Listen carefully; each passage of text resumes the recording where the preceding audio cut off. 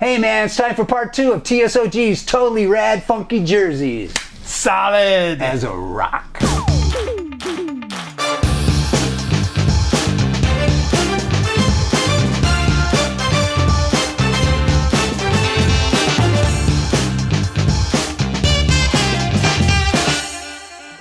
I got the V-neck, got the double knit. What you got? This is Fred Kendall's uniform from 1977. It's an Indians jersey.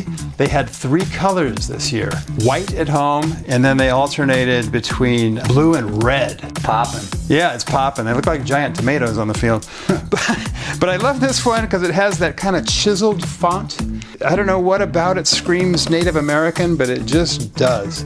No one had a uniform quite like this. And who wore it? This one was worn by Fred Kendall. He was a pretty good catcher. You might know him more as a Padre than as an Indian. He was quite a good catcher for many years, and he did move around to a few teams late in his career. What's that on the shoulder? That's Chief Wahoo in his batting position.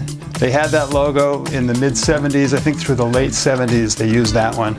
And that's an original sleeve patch. Some of these sleeve patches got removed. Teams were a little more thrifty back then, and then rather than throw the uniform out, they would recycle it in the minor leagues. No kidding. So this one obviously survived with the original sleeve patch intact. Looks like a TSOG wannabe logo to me. This is 1977 jersey. It's tagged 76, but I checked the roster, and Fred Kendall didn't come onto the Indians until 77. So this jersey was a holdover, which was another thrifty practice that teams did back then. Rather than throw the jersey out, they'd hold it for the next year, provided the style didn't change. Right. Love it, man. Very cool. 77. 77 Fred Kendall. Okay, I'm not even kidding. What the hell? Well, the White Sox owner Bill Veeck thought it would be a good idea to emulate dead ball era uniforms with full floppy collars and untucked shirts. It's more of a softball uniform in most people's opinion, but this is what the White Sox wore for quite a few years throughout the 70s. Very leisure suit. Yeah, very leisure suit, huge floppy collar. I can't imagine that the players like this, especially given the fact that they wore this uniform with shorts. They were the only team not to wear longer pants. They actually had shorts and pull-up socks. So it was a crazy time for baseball uniforms, as you can see, and Bill Veeck was an out-of-the-box thinker. He's the one that inserted Eddie Goodell, the dwarf, into a baseball game, who drew a walk on 4 pitches, of course. Right, I remember that. Yeah, that was with the St. Louis Browns. But he hung on for a long time to own the White Sox and create stuff like this. Awesome. Now, who wore that? This was worn by a very good player, Ralph Garr. Oh, sure. Yeah, this is his uniform from 77, nicknamed the Roadrunner. And one of my favorite players back then, so I was really happy to get this one. Yeah, I remember Ralph Garr. Yeah, terrific player. I don't know about the uniform. I don't think I'd call it terrific. I might call it far out. Awesome. I love that one. Staying with the Sox, huh? Obviously. Yeah, we're going to do one more White Sox just because they were kind of goofy at the time. This one is really funky. Just a big SOX.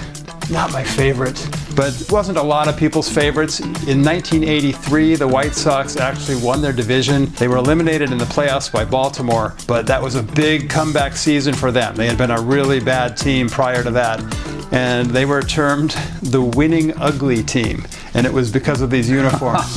Winning ugly was a big thing, and I think any White Sox fans who are still around will remember it. Truly ugly.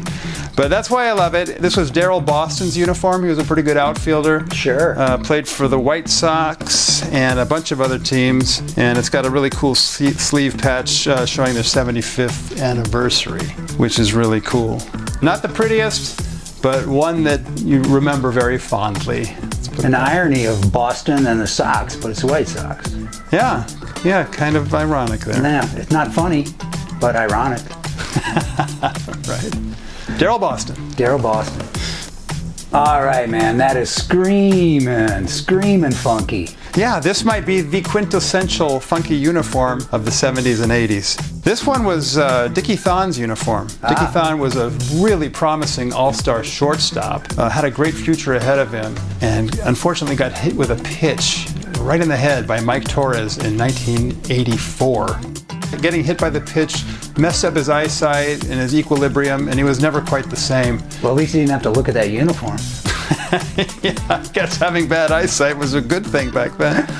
But anyway, this is my favorite of all the 70s uniforms. It makes the biggest statement. They call it the rainbow.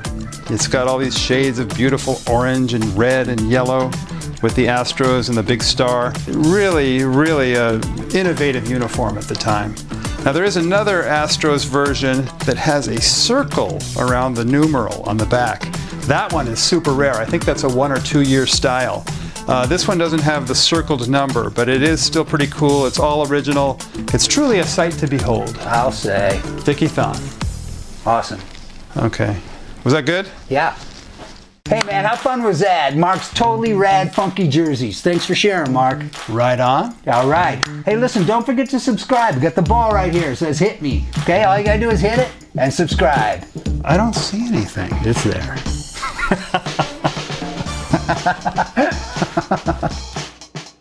I think there's going to be some good ones.